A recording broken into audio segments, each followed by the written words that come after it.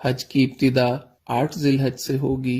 نماز فجر کے بعد غسل کریں یا وضو کریں۔ غسل کرنا افضل ہے۔ احرام باندھ لیں اور اشراق کے بعد 2 رکعت نماز ادا کریں۔ سلام پھیرتے ہی مرد حضرات سر سے کپڑا یا ٹوپی ہٹا لیں۔ حج کی نیت اس طرح کریں: یا اللہ میں حج کی نیت کرتا ہوں، آسان فرما، قبول فرما۔ مرد اونچی آواز سے اور خواتین آہستہ آواز سے تلبیہ پڑھیں۔ اب آپ پر احرام کی پابندیاں شروع ہو چکی ہیں۔ احرام کی حالت میں تلبیہ پڑھتے ہوئے مینا پہنچنا ہے۔ آج کا دن مینا میں گزارنا ہے۔ ظہر، عصر، مغرب اور عشاء کی نمازیں مینا میں ادا کریں۔ ذکر، اذکار اور دعا کی کثرت سے اپنا وقت قیمتی بنائیں۔ لوگوں کے ساتھ خوش اخلاقی کے ساتھ رہیں، خدمت کے ساتھ وقت گزاریں، کثرت سے تلبیہ پڑھیں، دعاؤں کا خوب اہتمام کریں، قرآن پاک کی تلاوت کریں، رات مینا میں قیام کریں۔ حج کا دوسرا دن 9 ذی الحج، آپ صبح اشراق کے بعد عرفات کی طرف سفر شروع کریں گے۔ عرفات میں پہنچ کر زوال کے بعد ظہر اور عصر کی نماز اگر امام کے ساتھ مسجد نمرہ میں پڑھی تو اکٹھی ادا کریں گے۔ اگر اپنے خیموں میں ہیں تو ظہر اپنے وقت میں، عصر اپنے وقت میں ادا کریں گے، اور درمیان میں آپ نے زوال کے بعد نماز کی ادائیگی کے بعد دعا مانگنی ہے۔ یہ ہے وقوف عرفہ، حج کا دوسرا فرض۔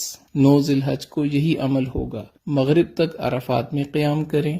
مغرب کے بعد، مغرب سے پہلے نہیں آنا، مغرب کے بعد آپ مزدلفہ کی طرف آ جائیں گے۔ مزدلفہ میں عشاء کے وقت مغرب اور عشاء کی نماز ایک اذان اور ایک اقامت کے ساتھ ادا کرنی ہے۔ اس کے بعد آپ 70 کنکریاں اکٹھی کر کے اپنے پاس رکھیں۔ اب آپ نے رات وہاں قیام کرنا ہے۔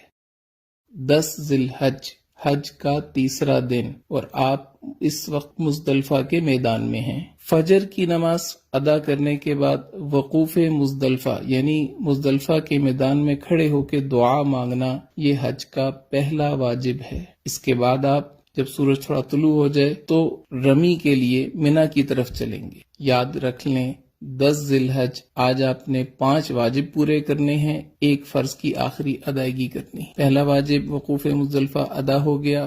دوسرے واجب کی طرف آپ جا رہے ہیں، شیطان کو پتھر مارنے۔ مینا میں آج صرف بڑے جمرہ کو 7 کنکریاں مارنی ہیں۔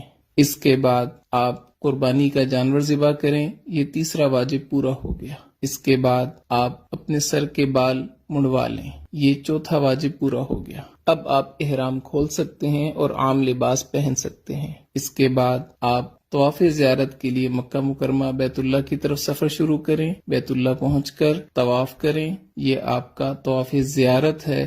حج کا تیسرا فرض، حج کے تینوں فرض مکمل ہو گئے۔ اس کے بعد آپ نے سعی کرنی ہے، سعی حج کا 5واں واجب، یہ بھی پورا ہو گیا۔ اب آپ واپس رات کو مینا میں آ جائیں، مکہ مکرمہ میں قیام نہ کریں۔ 11 ذی الحج، حج کا چوتھا دن، مینا میں زوال کے بعد، بہتر یہ ہے کہ عصر کے بعد، تینوں جمرات کی طرف جانا ہے۔ پہلے چھوٹے جمرہ کو 7 کنکریاں مارنی ہیں اور دعا کرنی ہے، پھر درمیانے جمرہ کو 7 کنکریاں مارنی ہیں اور دعا کرنی ہے، پھر بڑے جمرہ کو 7 کنکریاں مارنی ہیں۔ اب دعا نہیں کرنی اور واپس اپنے خیمے آ جانا ہے۔ رات مینا میں قیام کریں، دعاؤں میں مشغول رہیں۔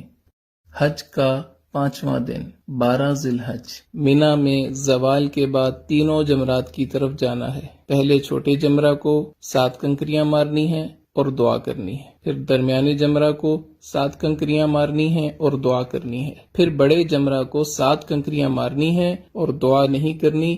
اب آپ کے پاس اختیار ہے، اگر آپ رات مینا میں قیام کرنا چاہیں تو 13 کی رمی آپ کے ذمہ ہوگی۔ اگر آپ رات قیام نہیں کرتے، آپ واپس مکہ مکرمہ اپنی بلڈنگ میں آ سکتے ہیں۔ بہتر یہ ہے کہ اپنے خیمے میں آئیں اور 13 ذی الحج کی رمی زوال کے بعد تینوں جمرات کو پتھر مارنے کے بعد مکہ مکرمہ واپس آ جائیں۔ اب صرف ایک واجب رہ گیا، طواف وداع۔ وداع یعنی رخصت ہونے والا طواف، یہ حج کا 6واں واجب ہے۔ آپ کے سارے مناسک پورے ہو گئے، 3 فرض آپ نے پورے کیے، 6 واجب آپ نے پورے کیے، آپ کا حج مکمل ہو گیا۔